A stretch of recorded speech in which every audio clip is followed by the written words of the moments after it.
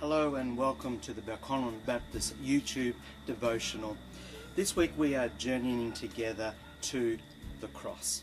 It is the most significant week, this Holy Week in the Christian Church's calendar.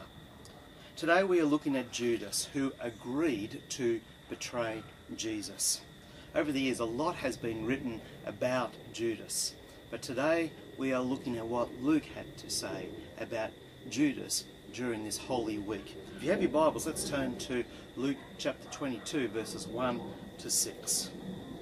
The festival of the unleavened bread, which is also called the Passover, was approaching.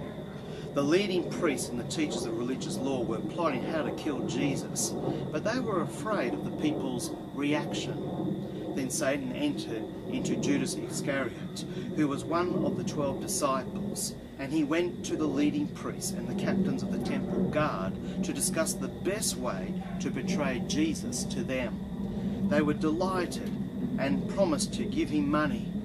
So he agreed and began looking for an opportunity to betray Jesus so they could arrest him when the crowds weren't around.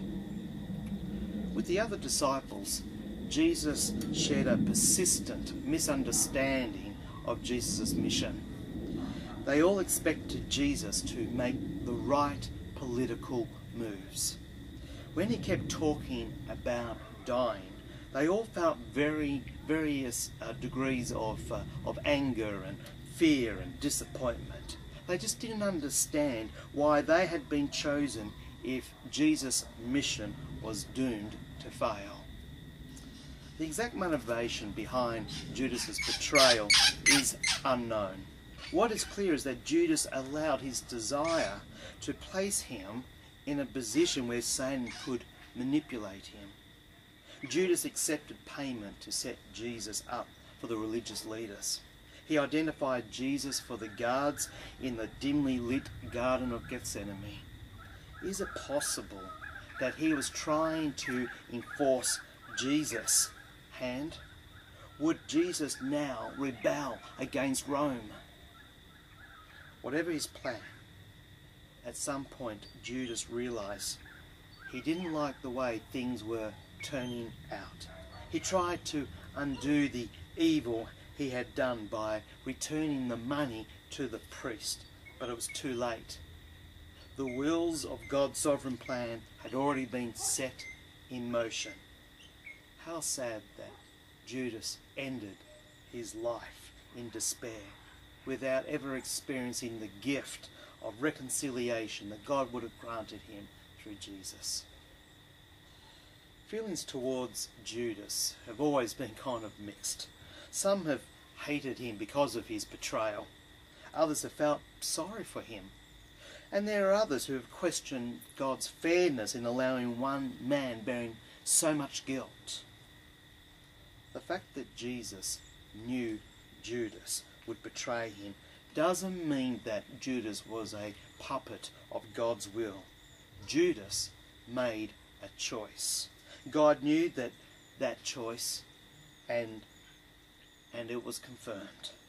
About 55 days after the event, the Apostle Peter said God knew what would happen, and his prearranged plan was carried out when Jesus was betrayed.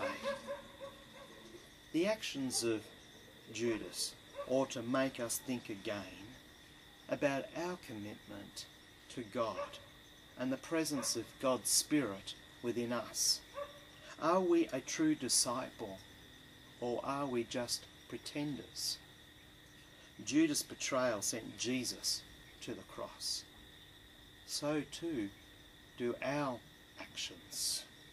Our sinfulness sent Jesus to the cross. We can't just point the finger at Judas or the Jewish leaders or even the Romans. The Apostle Peter, in a statement about God's prearranged plan being carried out when Jesus was betrayed, also added in the same breath in Acts chapter 2 verse 23 that with the help of lawless Gentiles you nailed him to the cross. You, us, we nailed him to the cross. During this Holy Week, reflect on this question. Am I a true disciple of Jesus? Or am I just a pretender? Reflect again that it was your doings that sent Jesus to the cross. Come now and also give thanks to God who didn't stop Jesus dying for you. And now, may the Lord bless you and protect you. May the Lord smile on you and be gracious to you. May the Lord show you his favour and give you his